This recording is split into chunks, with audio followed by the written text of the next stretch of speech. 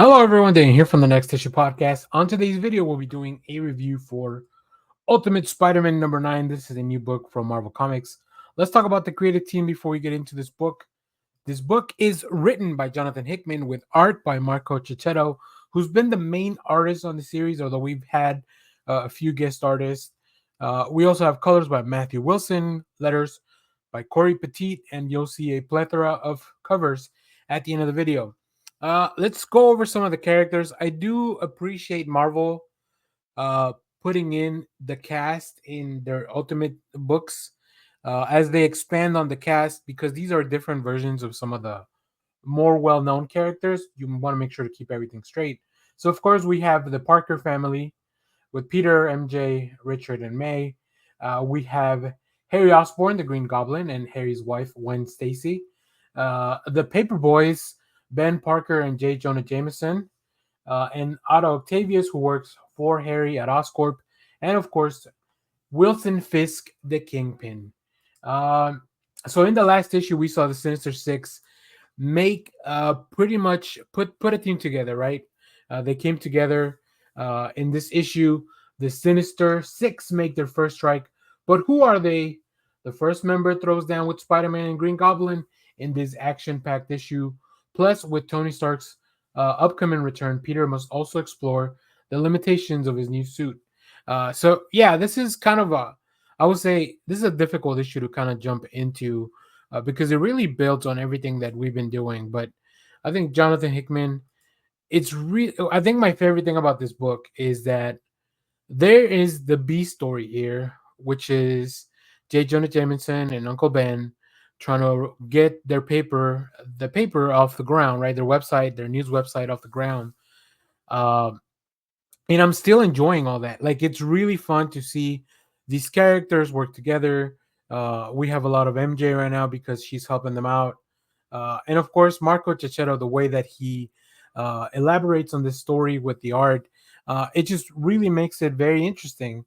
Whereas for most Spider-Man books, it sometimes the rest of the cast falls by the wayside. But man, oh man, I think Hickman and Checchetto really managed to make it interesting all the way around. Everyone is important, right? Maybe there's an issue where the kids aren't around, but then we focus on the other characters.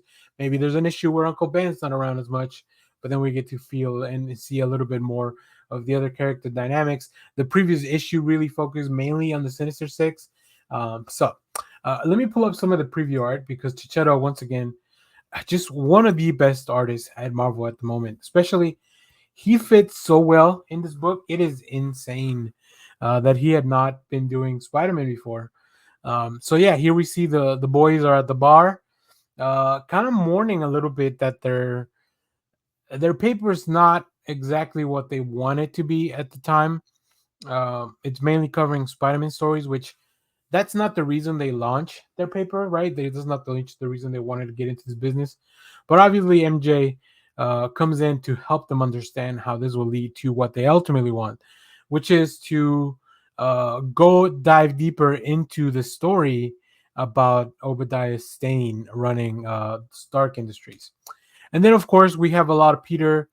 This version of Otto Octavius is really fun because as a reader, a longtime reader of Spider-Man, you know that nothing good is going to come out of Octavius. But in this book, he's just like there's been very little inclination to say like this guy's going to end up turning bad, right?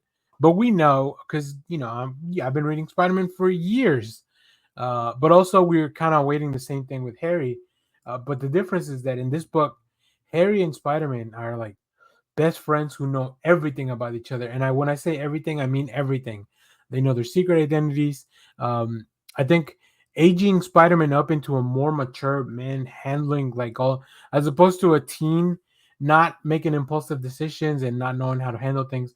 Both of them, um, both of them really approach things very maturely.